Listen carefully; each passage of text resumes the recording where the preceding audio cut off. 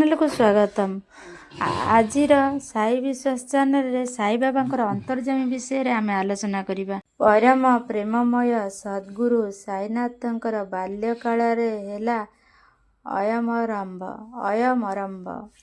बाल्यावस्था रे व्यस्तता जीवन बाई चगला परी बाई चढ़ेईर बाया बसा आज अझट खेलकूद बुलाबुली अन्य मनस्कतार अन्य अमनिया चिंतन ठीक सेहीपरि बाबूर आरंभ हुए सबुदिनिया कार्य अर्थात दिनचर्या कौन सी व्यावसायिक कार्य नुहे कि बड़ धरणर अर्थ आय व्यवस्था केवल पिलामानंक गहणरे शैशवर अझटपणिया जाहिर करिवार बेଳ धीरे धीरे बाबूर सांगमानंक संख्या बढ़ीगला।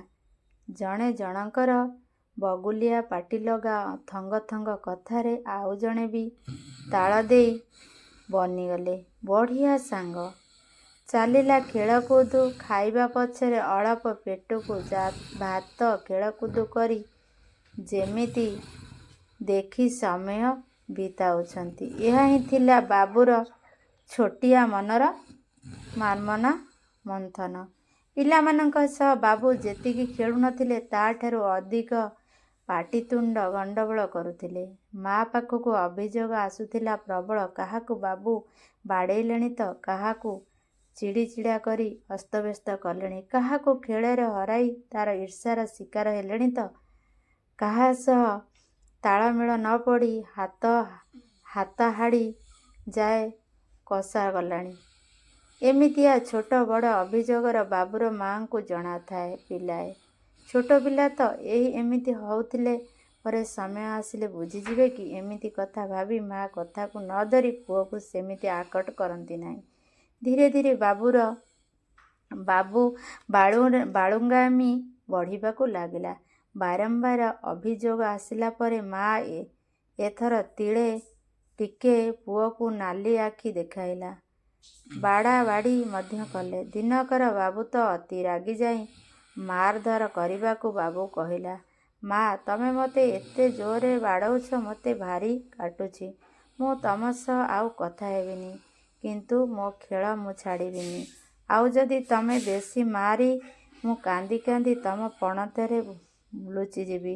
सेहिटी लुचिले आउ तम हाथ पाइबनी। बाड़ेइले केतेबेले? बाबूर चारोटी कथारे भो भो होई कांदी उठिले माँ। छोट पिलाटीर मुहरे एपरि बड़ लोकर भावना देखि आत्मरा होई पुओ को कोड़ेई नहीं जाउथिले माँ। अभिभूत होई जाउथिले मार प्रकृत पणत कानीर पारिबा पणियार प्रकृत मध्यम को पुअर ओठेरे प्रतिफलिता हेबार देखि आखि छल छल करी देह सारा प्रीति चुंबन देई पुओ को कहउथिले, नाई रे पुओ तते बाड़ेइबा पई कौन मो हाथ जीव? तो चगलामी असेह जोगु सिना बाड़ेई देवी दउची। काहार लोक बारे बारे कहिबाकू सिना मारुछि हेले मो धन तते आउ बाड़ेइबी नाही रे। बाबू मातृत्वर महत्व को अति निकट को निरेखी देखुथिला माँ आउ मर्यादा महिमा ताकू बेस जଣା थिला। आउ सेथिपाई तले नेपटी मार लुगा को कांदुछि धरी मुहर घोषुथिला। बाबू पी मारिबार माँ को भल लागु नथिला कि कहिबा दुष्ट तो नथिला। माँटी पिलार अली अझट पणतरे बांधी जेमिति समाज रे भल मनीष करिया पई जीवन को जलांजलि दिए ठीक सेमिति बाबूर चगलामी आउ फालगामी दुष्टामी तथा बढ़ी झगड़ा को भूकेप न करी बाबू को सुना पिला करिया पई संकल्प नियंती। माँ को जଣା नथिला जे जहाकू से समाज रे प्रतिष्ठित तथा भल मनीष करिवा पई संकल्प नेउछंती। सीए स्वयं प्रतिष्ठित व्यक्तिंकर प्रतिष्ठाता भल मनीष स्वर्गीय देवता संकल्पर संकल्प पिता एवं स्वयं सद्गुरु साईनाथ महाराज। बाबूर खेल आरंभ हुए तो सूर्य न उइबा आगरू बाबूर प्रिय खेल पथर गोली जहाकू गाँ गहली रे पिलामाने बाटी ବାଟି ଖେଳ ବୋଲି କହନ୍ତି। ବୁଢ଼ା ଆଙ୍ଗୁଳି, ବିଶି ଆଙ୍ଗୁଳି ତଥା ମଧ୍ୟ ଆଙ୍ଗୁଳି ମାଧ୍ୟମରେ ଗୋଲି ବା ବାଟି ଖେଳାଯାଏ। ଗାତ କରାଯାଇ ସାଂଖ୍ୟିକ ଗଣନା ଅନୁସାରେ ଆରମ୍ଭ ହୁଏ ଖେଳ। ବାବୁର ଖେଳ ପୂରା ଅଲଗା। ଚତୁରତାର ସହ ଗୋଲି ଉଡ଼ାଇ ପିଲାଙ୍କଠାରୁ ଗୋଲି ଜିତି ନିଏ। ଥରେ ନୁହେଁ ଦିଥର ନୁହେଁ, ପ୍ରାୟ ସଂଖ୍ୟାଧିକ ଥର ଜିତି ସାଙ୍ଗମାନଙ୍କୁ ହରାଇ ତାଙ୍କ ମାନବକା ଭାଙ୍ଗି ଦେଉଥିଲା ବାବୁ। ଅତି ବିଚକ୍ଷଣ ବୁଦ୍ଧି, ବାକ୍ ବା ଚତୁରତା ଧୁରନ୍ଧର ଗୁଣ ଯୋଗୁଁ ସାଙ୍ଗସାଥୀ ତା ଆଗରେ ନିଜକୁ ଛୋଟ ମନେ କରୁଥିଲେ। ଦିନକର ଏକ ଆଚମ୍ବିତ ଘଟଣା ଘଟିଲା। ସାଙ୍ଗମାନଙ୍କ ସହିତ ଖେଳରେ ମାତି ଯାଉଥିବା ବାବୁ, ତାଙ୍କ ମେଳାରେ ଜଣେ ସାହୁକାରଙ୍କ ପୁଅ ମଧ୍ୟ ଥିଲା।